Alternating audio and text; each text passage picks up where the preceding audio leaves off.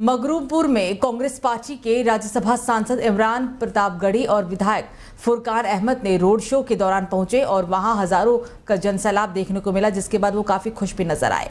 इमरान प्रतापगढ़ी ने कार्यक्रम को संबोधित करते हुए कहा कि सरकार कहती है कि बेटी बचाओ बेटी पढ़ाओ, लेकिन अंकिता भंडारी को इंसाफ आज तक नहीं मिला। कहां है बेटी बचाओ का नारा? सरकार ने वादा किया था कि 20 करोड़ युवाओं को नौकरी देने की, लेकिन आज तक नहीं दी गई। मोदी जी ने 15 लाख रुपए देने का वादा किया था, नहीं दिए और एक जुमला था।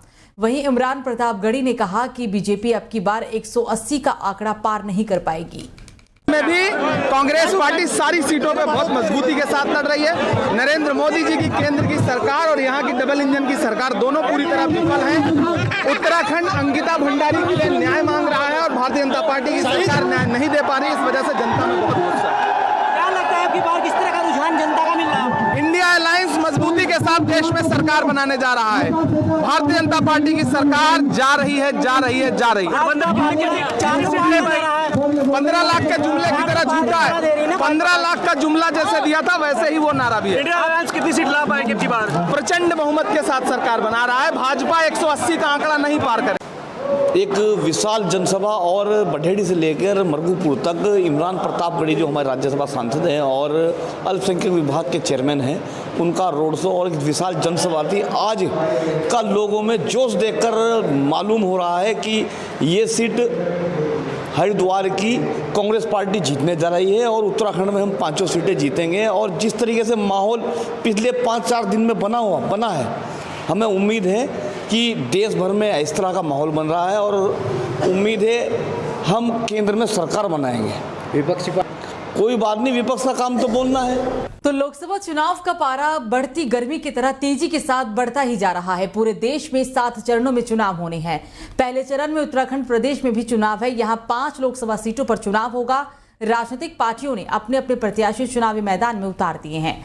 निर्दलीय प्रत्याशी भी चुनावी मैदान में अपना भाग्य आजमा रहे हैं। इस सीट पर बीजेपी ने पूर्व मुख्यमंत्री त्रिवेंद्र सिंह रावत को चुनावी मैदान में उतारकर, तो वहीं कांग्रेस ने पूर्व मुख्यमंत्री हरीश रावत के बेटे वीरेंद्र रावत को चुनावी मैदान में उतारा है। बहुजन समाजवादी पार्टी ने मौलाना जमील अहमद काश्मी को चुनावी मैदान में उतारा है और निर्दलीय प्रत्याशी राजनीति के उभरते सितारे स्ट्रिंग मास्टर्स के नाम से जाने वाले उमेश कुमार शर्मा भी इस बार चुनावी मैदान में हैं और अन्य निर्दलीय भी प्रत्याशी के तौर पर चुनाव में मैदान में नजर आ रहे हैं। आपको बता दें कि राजनीति के हर दाव पेश लगाकर मतदाताओं को अपनी ओर रुझाने के लिए तमाम प्रत्याशी लगे हुए हैं।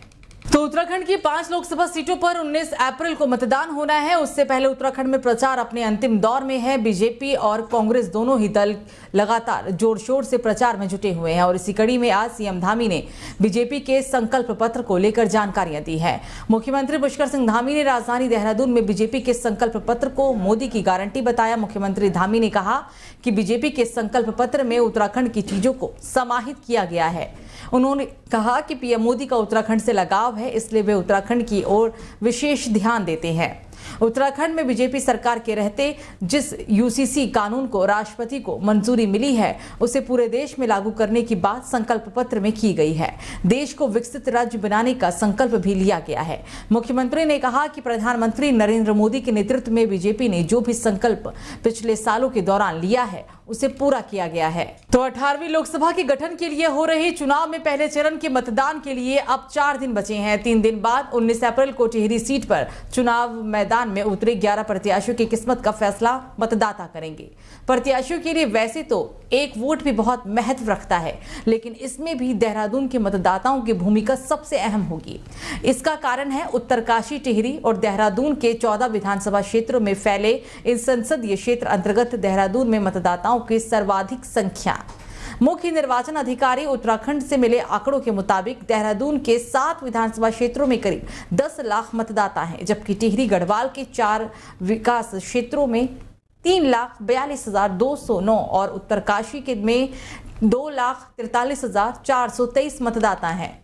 तो तो चलिए खबरों में आगे बढ़ते हैं। पूर्व क्रिकेटर सचिन तेंदुलकर ने कॉर्बेट टाइगर रिजर्व में पिछले महीने जंगल सफारी का आनंद लिया था। उस दौरान बारिश होने पर उन्होंने वन विभाग के रेस्ट हाउस में पकौड़े बनाने का वीडियो भी साझा किया है।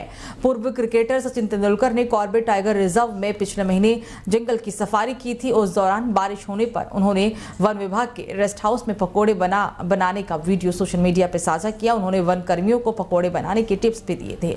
29 से 30 मार्च तक कॉर्बेट पार्क के ढिकाला जोन में मास्टर ब्लास्टर सचिन तेंदुलकर पत्नी अंजलि के साथ जंगल की सफारी करने के लिए आए थे। जंगल सफारी के दौरान कॉर्बेट पार्क के निदेशक डॉक्टर धीरज पांडे सहित वन कर्मियों की टीम उनके साथ मौके पर थी। उन्होंने खिनानौली रेस्ट हाउस में 2 दिन रात्रि विश्राम भी किया था।